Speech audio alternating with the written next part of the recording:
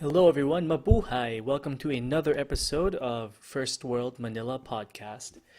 And this episode is about the tried and true and definitely existing Filipino identity crisis.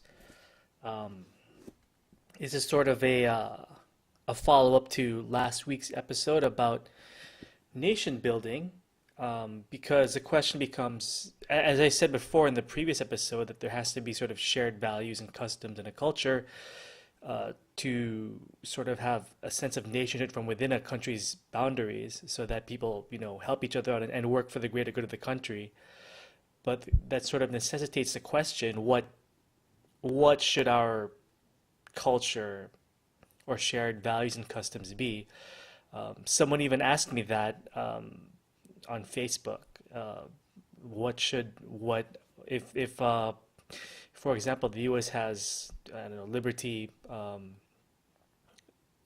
freedom, the pursuit of happiness, and France has liberty, equality, égalité, equality and fraternity. What should the Philippines have? Which is a really good question, and to be honest, I'm not completely sure myself. Probably something that Rizal wrote, but I do think one way to help us navigate this sort of idea of really building a national culture that any Filipino can aspire to, regardless of ethnicity, socioeconomic class, or religion, or et cetera, et cetera. What should it be? What should be the glue that ties us on all together? Because as I said previously, my thesis is that we're sort of only really a nation on paper. I mean, no one really, or there are people who do care, but of course, but overall, it's sort of just family and friends before society, um, and obviously a lack of impartiality in our culture, and even in some and maybe even in the a lack of impartiality in the rule of law. So um, I want to tie in our search for what a shared culture should be with the Filipino identity crisis. It's been talked about quite often, quite discussed. I myself have been through it, um, not once but twice. So a little background on myself. Um, I was actually born. I mean, my parents really provided the best for me, and I was lucky enough to have been born in the U.S. During the '80s, during the dictatorship. But I grew up in both countries, so I hold two passports. I have a U.S. and Philippine passport. So, and I spent half my life there and half my life here. And it was always difficult for me growing up because I really didn't understand like where I fit. Um, am I American? Am I Filipino? And even if I'm both, how do I sort of um, make sure that my values and the way I act are are what's the word I'm looking for? Sort of the way I act are congruent with my sense of identity. So I mean, it's very clear. I mean, as I've said before in the previous podcast, there already is I feel like with Americans, there's sort of an idea that there's a story, a narrative that they have for themselves, which is like, no matter who you are from the world, give me your poor and the people who come, and it's an immigrant nation, and if you can make it here, I mean, you can make it here even if you come from nowhere. That's sort of the story that's sort of the American narrative. So it's very easy for me to tap into that part as a U.S. citizen, but as a Filipino citizen, as a Philippine citizen, like what are we exactly, and what can I be proud of? And even though yes, we have Rizal and this and that, it didn't really resonate because you don't see the results of it, um, in our cities. It's there's we're generally poor. We have a lot of problems. There's a lot of corruption. So the narrative isn't congruent with reality, um, and again, it's sort of a chicken and egg thing because you have to have a narrative that's congruent with the reality, but the reality is not. The reality helps you weave a narrative for yourself, or for the culture. So my workaround around that is, of course, since you, if any of you have visited my Facebook page or my website, you would know that I actually do drawings of what a first world version of Manila would look like. Hence the name of this podcast and brand. And that's something we should aspire to. Especially because I already know, just based on the data that Facebook gives me, that people really do care about Old Manila. So that should be our starting point. It's like the culture of Old Manila, and of course Rizal. So I had going back to identity crisis. Um, I had it in my teenage years, and also when I was a college student, my early college years. But I sort of resolved that. I made an effort to really improve my Tagalog because I was speaking it before, but my parents had me take remedial classes in English when I was young, so that I could speak perfect English, and English is my first language.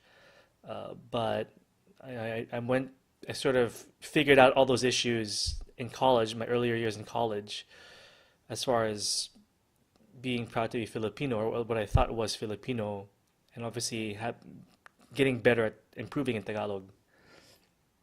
So I thought, okay, well, everyone talks about the Filipino identity crisis. So I assumed I was over and done with it. Okay, here's what a Filipino is. Here is what it is in a very broad sense. Here's what it is. All right. However, I went through a second identity crisis, and this happened the first time I went to Spain. I went there in the middle of my college years. I was studying in Paris, and I took a trip down on two occasions, I believe. Once to Barcelona, the other one to Madrid, and I was just blown away. It's kind of weird, and maybe some of you have experienced that. Maybe this is even more so. This is even more true in Mexico because we were ruled from Mexico for a long time. But it's just almost cognitive dissonance because here are these European people, but they act so much like us, or we act like them. And it's just, and other people have told me this too. A lot of Filipinos who have been to Spain, and even some who have been to Latin America have told me this, that we are very close to them in culture in a lot of ways. And that should be unsurprising. But it's one thing to hear about that or read about it. It's another thing to experience it and to see where a big part of your identity really comes from. And I feel that that's a national identity because without Spain, there is no Philippines. It is what it is, and we should love the good parts about it. Um, when I first went to Spain, well, the first thing I was shocked with how similar their habits were to ours, and I know it's hard to describe. You have to go there to experience it. And again, maybe it's even more true in Mexico. Um, there is also plaques. Like this is for Rizal. This is where Rizal, the national hero of the Philippines, stayed with his compatriots. You really feel it's weird because you feel your own culture. You really feel like a Filipino culture when you're there. This, and not to be quite frank, Spain is the only country I've ever been to where I've been, shouted out, "I'm proud to be Filipino." It's really strange. Um, so I was kind of really it really changed me in hindsight. A lot of my own worldview that sort of started me down this path. Because maybe as many of you know, when you're younger, you're a teenager, a college student, you're looking for direction and purpose in life. Or maybe that's a lifelong thing, but it's definitely a time for self-reflection as well because you're not yet working, and it's something that really kind of set me on a direction for a lot of where I would, in hindsight, what I would later do with my life so far. Um, and just disclaimer, I don't know. Maybe this cultural similarity uh, with Spain is only for like the Philippine upper class. I don't think so, but that's a valid argument because you always read in history about the so-called Hispanized upper class of the Philippines, and that's certainly carried over to the modern days. Um, but Um, we can discuss that a bit later when it comes to us circling back to the idea of a shared culture. All right. So going back to my story about my second identity crisis. So I had an identity crisis the first time I went to Spain. I started taking Spanish classes and then tracing my roots again. I knew that my mom's family, my great grandparents were. I knew my great grandfather was put in jail for some anti-American, ironically enough, anti-American editorials that he published in in the newspaper he was in charge of at the time, El Renacimiento, or Muling Pagtisilang in Tagalog, the Reawakening, I believe, in English. Um, that was in Spanish. I was critical of the U.S. government at the time. This was in the 1920s, I believe. Um, but I didn't know the extent to which how close he was culturally to Spain, and how much of him and his wife, the beauty queen, were also intellectual and suffragette. I'll talk about it next time. We're both Hispanistas, meaning people who are interested in Spanish culture or Hispanic culture, the Hispanic Filipino culture, and basically defenders of the language, defensores de la hispanidad. Right? So I started taking Spanish courses. When I moved back here for work, I started going to the Instituto Cervantes, which is then in Manila on TM Callao Street, named after my great grandfather. And I just kept it to myself. But what happened one time was that um, at an interview with one of my Spanish teachers, and she asked me why I was taking Spanish, and I told her, oh, my great grandparents were writers in Spanish, and she was like, oh, which writers? I said, well, the street we're on is named after my great grandfather. So it turned out there was another faculty member in Cervantes who was doing a lot of research into uh, um, Hispano-Filipino writers. That person turned out to be Jorge Mojado, whose writings I've shared with multiple times in this podcast. And he was like, "Oh, hey, I'm researching your great grandfather. Did you know he did this, this, and that?" And it's so sad because I didn't even know like all these things he wrote. I didn't know that he traveled to pre-revolutionary Russia with Manuel Quezon and wrote a book about it in Spanish. I didn't know all these things, for example. And it's weird because like you would think, and this is I don't know if this is a Filipino thing, and maybe to be I don't know mahinhin or something like that, but like my mom never told me this. I mean, she mentioned it in passing, but not really like look at this is what he did. And maybe maybe it is being very humble or just avoiding being mayabang, but like I think it's something else because when my mother first found out I was taking all these Spanish classes, she said, "Oh, that's great. I would love to speak more Spanish too. Like I'd like to read Neruda, etc., etc." And I told her like, "No, mom, I'm doing this because I want to read like the writings of our own national heroes." And she was kind of shocked. And it's like it's so deeply ingrained. Like going back to identity, like why are we not proud or even cognizant of our heritage? It's pretty crazy. Um, and she even told me only later on other things like it turned out she when she was younger her father had her take Spanish lessons. It turned out after my Lola, the mother of my mother had passed away, that apparently she was Senator Calao, if any of you are familiar with Philippine political history, but her only regret being a senator was the removal of the Spanish language as an official language in the '87 Constitution. So it's weird because I only found out later on, and it's like this is something we're so proud of, but like, why are we so programmed to like not like Spanish? I really can't understand it. I mean, yes, it's colonialism, but like it's it's not that complicated. I mean, sorry, it's not that simple.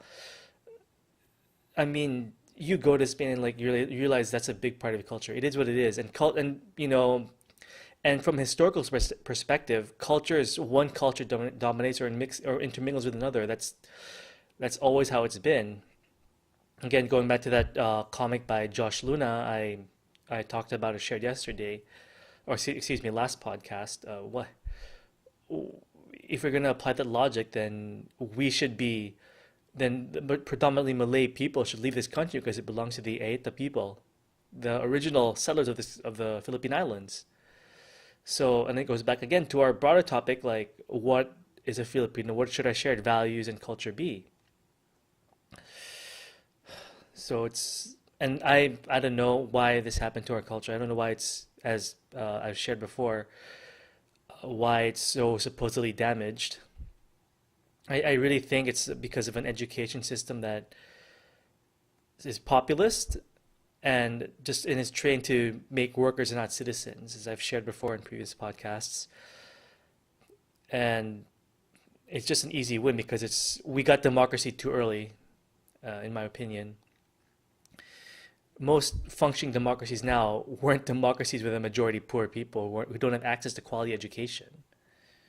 So, or even like an economic sense of well-being. So yeah, I don't know. So it's so deeply ingrained. Why are why are we ashamed to to be? Why are we ashamed of our past? And that's also, I think, why we have this identity crisis. Why we try to blend in when we're in other countries. Why a lot of people abroad are ashamed to be Filipino, reportedly, or at least in the past. It's all interrelated, basically. I met a distant cousin recently last year, and then when I told her all this stuff about the Callow family, and then she literally turned to her mother. I guess is my cousin? Yeah. Like, why didn't you tell me any of this? So it's like, why? We have so much heritage there, but we're not proud of it, and how can we expect anyone else to like us if we can't even like ourselves? And I wonder if this is also a form of crab mentality. Um, how can you be proud of something you don't fully understand? You can't really understand Rizal, as I've said before, in his works, unless you can speak Spanish.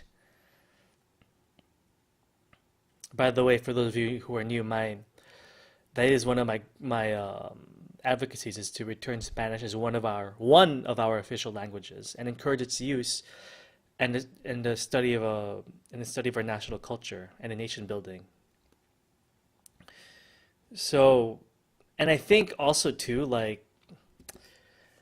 also think there are a lot of things that were beyond our control as to why we have such a quote unquote damaged culture. We were taken over by the Americans who dominated the pretty much the latter half of the 20th century. And this happened at a time with the advent of mass communication. You had television and cinema, for example, later on the internet. And although the internet is interesting, and I'll talk about that in a bit, but if you're basically you have this Anglo-centric worldview that's sort of dominating the entire world, especially if you're a colony of an Anglo country like the US. It sort of does. I mean, you can't help but have a colonial mentality, especially because the US just so dominated the post-war period. So I think we're being a bit unfair to ourselves when we talk about how Filipinos have this colonial mentality, even though it does exist. I don't think we should be so heavy-handed to ourselves. I mean, these are just accidents of history in some ways. Um, all right. So going back to the internet, what's great about the internet though is that you can get other points of view and not always the predominant narrative that's sometimes being force fed to you. So I joined a lot of, I started, well, okay, let me backtrack a bit. I became Facebook friends with Jorge and I ended up joining a Facebook group called Oficialización del Español en Filipinas, which is of the officialization of Spanish in the Philippines, word for word. And then thanks to Facebook's algorithm, I got recommended all these other groups that I joined, like Defensores de Lengua Española en Filipinas, um, España en Filipinos, un pasado histórico, etc., etc. And I always, and I only learned about this very recently, was,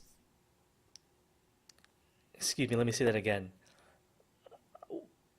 It's great because you get another point of view. So if you think about it, sort of the major superpower in the past 60, 70 years has been the United States. Prior to that, we could argue that it was arguably the United Kingdom. Those are two Anglo countries. What was the major world power before then? I would say Spain was before the UK. Up to the defeat of the Spanish Armada, the Spain was number one, and they ruled a lot of territories. But you don't really hear their worldview if you lose contact with them. So like A, we lost our ability to speak Spanish, and B, like there was no communication that much with the Spanish speaking world until the internet. So all these Facebook groups, you sort of hear another point of view on things. And I'm saying all Spanish thing like this, but it's interesting to hear how some of them feel about what happened in the Philippines. Because you know what, I don't know about you, but growing up, I never heard it from the Spaniards' point of view. Spanish, huh? Not Tisoy. Um, for example, they're dealing with this thing called the Black Legend or La Leyenda Negra.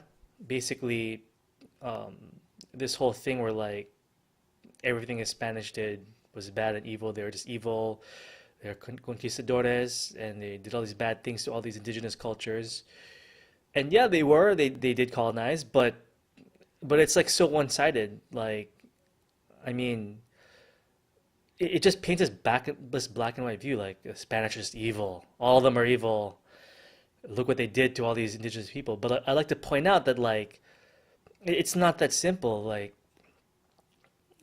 yes, they colonized large parts of the world, but they didn't wipe out. There wasn't any genocide in their colonies the way it happened in like Australia or in the United States, for example. I mean, Aborigines and Native Americans are literally on reservations now in the U.S. As much as the U.S. doesn't want to talk about it, or at least a lot of people don't talk about it, it is a country that has been built on slavery and genocide. But it's never framed in that way. When you think of like white colonizers, a lot of the times it's always the conquistadores. There was recently a Business Insider article, for example, that talked about how white European colonizers brought in like the flu and it decimated or whatever smallpox or whatever European diseases that native South Americans or native American Indians were not, or Native Americans that is, excuse me, it's the proper term, I think, um, were not used to it and killed off like large parts of the population of the indigenous population. And even though the article itself is more nuanced to include all European colonizers or settlers, the headline was written and then the pitch that was used, which is of conquistadores, it's like it makes it sound like the Spanish came over and killed everybody. So it's just so deeply ingrained also there in some ways. So that's one thing that Spanish people have to deal with, and you have to keep in mind that like if they were so bad, then why were our ilustrados so pro Spain? Rizal was pro Spain. You look at his poems. They're talking about the loyalty to the crown. I know that's something no one wants to talk about, but it's true. Antonio Luna did not want to fight against the Spanish, although he fought against the Americans, for example. They just wanted reforms, and they wanted, above everything else, equal rights with the Spaniards, and to be a province or assimilation with Spain. And I'll talk about that in a second. Um, but going back to other things, so and growing up, I was always told, sort of offhand, that like, yeah, the Philippines was just some far-flung colony, and the Spanish didn't care about us, etc., etc. Well, yeah, it's true we were a far-flung colony, but I don't think they didn't care about us. Balear, for example, that's a big significant part of their history too. They've done at least two movies on it recently. That's called Los Últimos de Filipinas, the last of the Philippines. And even after the Spanish-American War in 1898, like there was a whole generation. There was an artistic movement because they were so shocked and psychologically hurt by what happened with the loss of the Philippines and Cuba, Puerto Rico and Guam to the United States. And also, I want to show you this. This is from my second trip to Spain, but like, they have a monument to Rizal in Madrid, this gigantic monument here in the capital city, and also a metro stop in Madrid called Islas Filipinas. So how can we say or have this impression that they didn't care about us or that we don't matter to them? I mean, quite frankly, I don't see a giant statue of Rizal or Philippine Islands train station a stop in metro stop in New York. So something to think about. Like, you see how the narrative has really been one-sided, and I think in general we Filipinos have been fed maybe a narrative, and I'm not trying to blame Americans for this. I'm definitely blaming an American colonial government that existed 100 years ago, but not modern day Americans for this. But it's so sort of those that colonial attitude from the American period still persists onto this day. Um,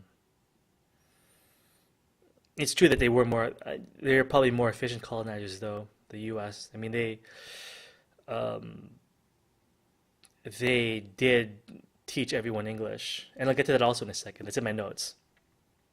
All right. So yeah, my second trip to Spain last year really cemented this for me. So if any of my excuse me, my early Facebook followers might see in the First World Manila Facebook page, they might see pictures I took when I was in Spain. But for those of you who don't know, I was there in early 2018 with my family. Yeah, I saw the Rizal statue, the Islas Filipinas metro station. And they also rented another street recently for the Philippines. I forgot which one. I didn't take a picture of this, but there's a building there called Edificio Mindanao. So, Mindanao building. What's interesting too, and it's another story. I actually, when I was working in Singapore, I actually met like a Spaniard there, and he was like, "Oh, you're Filipino, somos una raza." So you're Filipino. We are one race, or we are a race, right? We have a shared race, right? So it's interesting because like it's interesting to hear it from like their point of view, like even their sense of what a. And again, I'm generalizing here, but from my observations in general, there's a much more fluid concept of race there, pretty much like how it is here in the Philippines. Our tour guide in Spain, the second time I was there with my family, even said to us once, "Oh, your last name is Cuenca. My mother's maiden name is Cuenca. Maybe we're related." So it's like we can't say that they're like these that all Spanish are just evil, and it's just so deeply ingrained. And then anecdotally, and even Adatito was telling me like I don't, for the first time ever, when I'm in Spain, I don't feel like a second class citizen. So, yeah. I mean, again, these are just general observations, but they do indicate something. I mean, if it was so bad against them, why were the Ilustrados so pro Spain? I mean, they were nationalists, but they also wanted assimilation.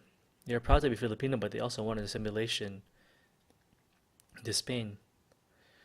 And this goes back to something I sort of foreshadowed earlier. Oh yeah, before I forget. So, for those of you watching on YouTube, you'll see behind me this picture. Oops, my light's going out. Of this lady here, with some Spanish writing. But basically, this is Isabel one of the queens of Spain, saying that I want all the native people to be treated equally. So, even though that didn't happen in in re- in the in actual application, there was always a movement for the equal rights of subjects of Spain. There was even the law of the Indies. So look it up. Law of the Indies that there was any one part of the Spanish Empire is supposed to be treated with dignity and respect. Supposed to be. So, and maybe that's what the illustrators were fighting for. That this that the illiberal government should follow the laws that were created before.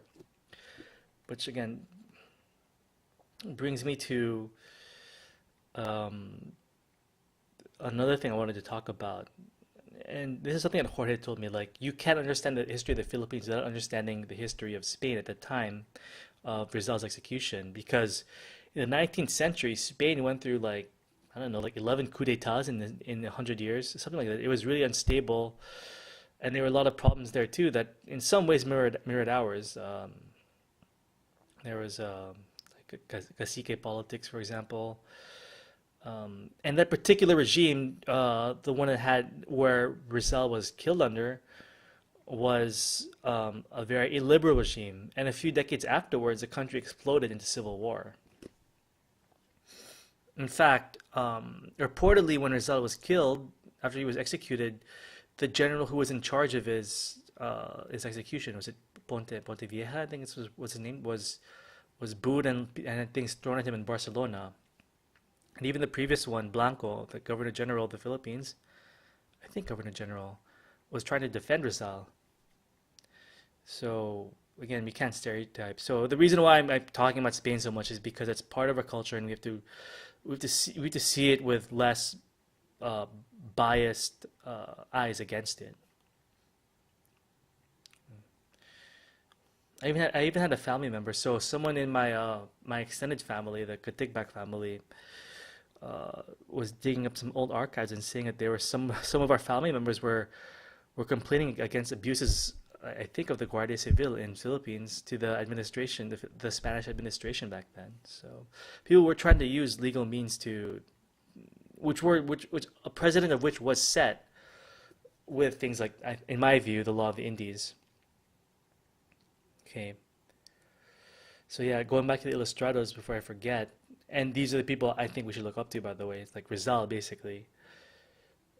He was a nationalist. Of course, he was always championing Filipino culture, but it might have not been the exact thing we think of when we think of Filipino culture today, because he was also saying that uh, he also wrote most of his letters and writings are in Spanish. Even other Filipinos are in Spanish.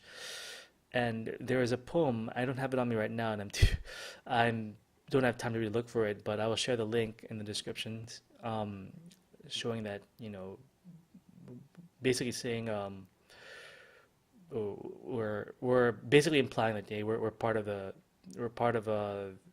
Hispanidad, or the Spanish culture.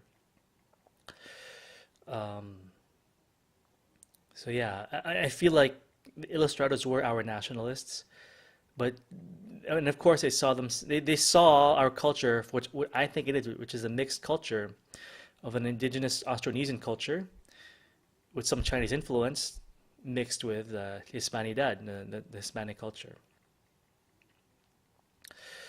All right.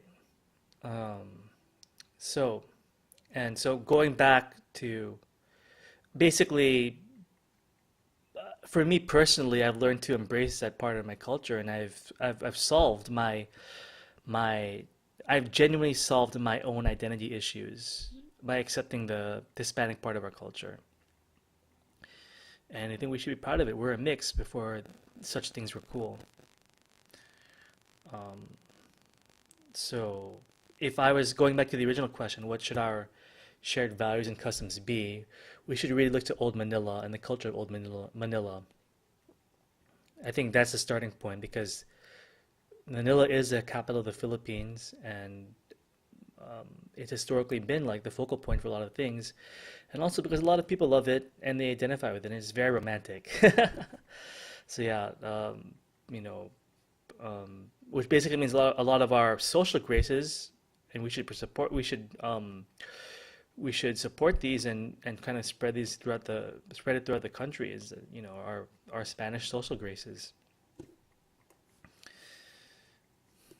And even things like, and really again going back to really reforming the education system, and making citizens and not just workers, among other things too. There are a lot of other things that have to be done, of course, but that's an important part. Speaking of applications, I've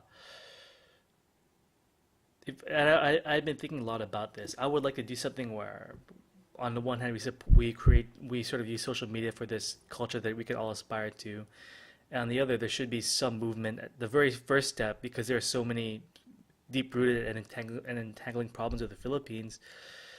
The first step also would be looking to reform the justice system, so that people that are well staffed. We have the best people working there, and they're well paid, so that there's no more backlog of cases, and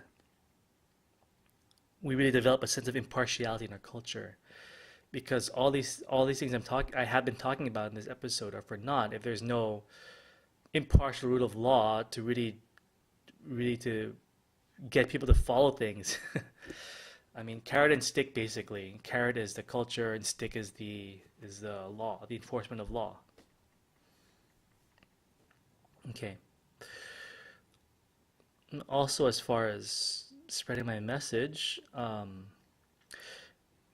when I tell people I'm very pro Spanish language in this country, I mean, some people they're often surprised or shocked. They're sometimes speechless. It's so interesting. And some people are like, "What? Why?" and they'll get angry. But it's funny because in I feel like some of those issues are actually more of a. I mean, yeah, there are problems with neocolonialism in that, but I also think it's also a social class issue. Um, I'll give you an example. Um, so someone was telling me like, no, we was against the Spanish language returning. I told them, well, you're doing disservice to all of our writers, all our nationalists, even my own great grandparents. And then the moment I said that, this person just didn't say anything and said, "Oh, I'm of Spanish descent, by the way." So it's basically like, again, you're pulling out this whole like I'm of this and that descent card, but it's basically like to be completely honest, like if you're from a Hispano-Hablante family, you're basically old money, and it's in a way, I think it's just like just being in git, you know what I mean?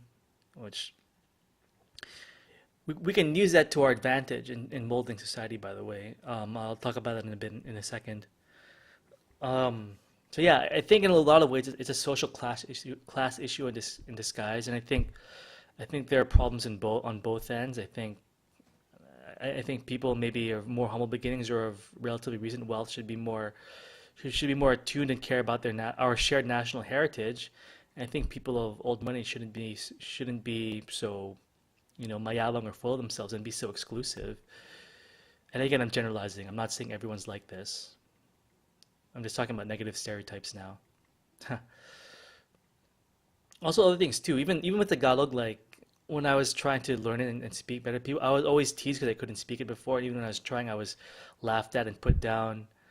I mean, it's just this deeply ingrained crab mentality, and we have to change that. And again, two things have to happen: building the cultural side and the enforcement of law side. I think, in my opinion, so far. Another um, argument people might levy against me is that this is colonial mentality. I mean, is it really like? Um, Let me gather my thoughts here. Is it colonial mentality to love the writings and really understand the writings of your national heroes and intellectuals, and recognize that on a national level we're a mixed culture, and to really love that both parts of our culture, the Austronesian and the Spanish side? Is that really colonial mentality, or is how about like what for me seems to be the prevailing view is that everything in Spanish did was evil, everything that the Americans did was great, speaking American English, just watch everything American, um, and then say, oh, I hate the Spanish, but oh, by the way, I'm of Spanish descent. This is so stupid, you know. Oh, whiter skin is better. I mean, I think you know how I feel about this issue. All right. And even then, and also too, like our writers, so Colombia and Peru can like, and other countries and other former Spanish colonies can promote their writers like Gabriel Garcia Marquez or Pablo Neruda, but we can't even promote. We're not allowed to promote or love Rizal or Paterno or Recto.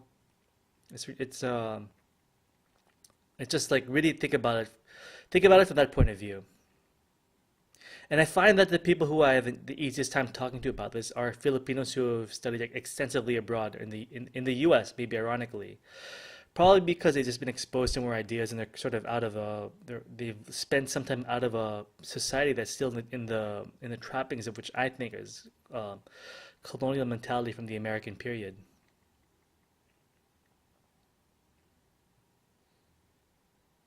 before I forget, that's another thing you have to really think about too is uh,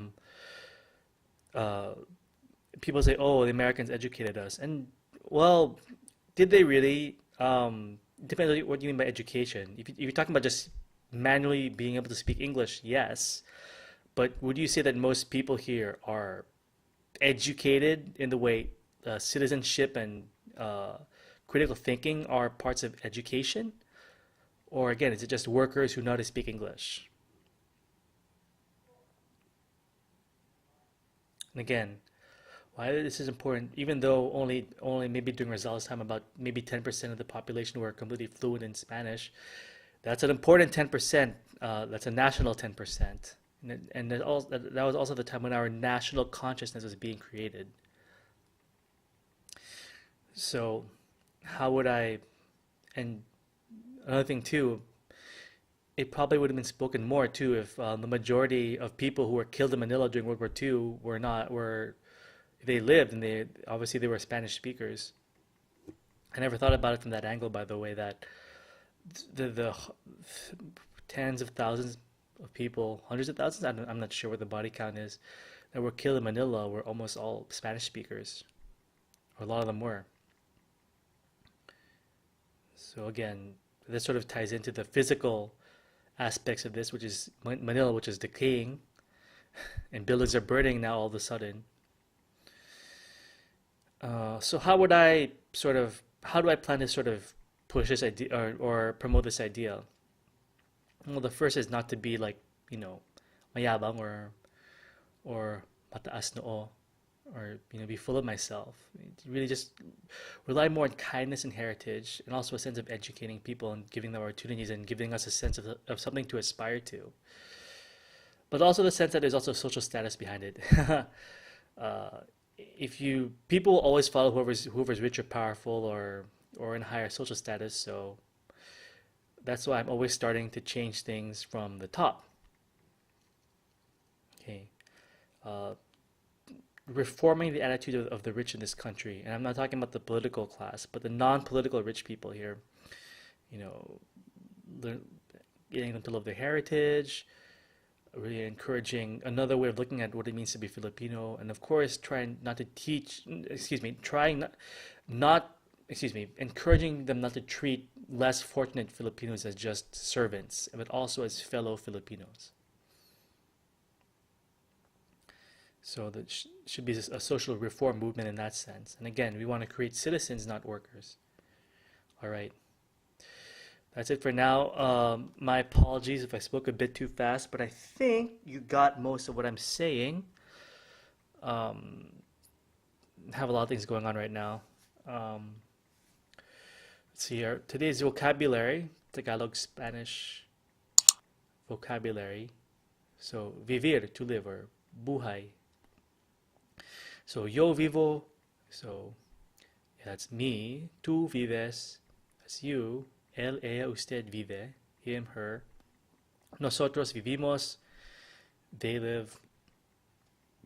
Vosotros vivís. So, you, plural. Ellos, ellas, ustedes viven. So, they live. And then, and then it's sort of tied with buhay in the sense that when we want to congratulate things here in the Philippines, we say mabuhay. Over there, the conjugation is to when you use a kind of exclamation is viva. So mabuhay ang Pilipinas, viva Filipinas, viva la Hispanidad. I will see you next week. Take care.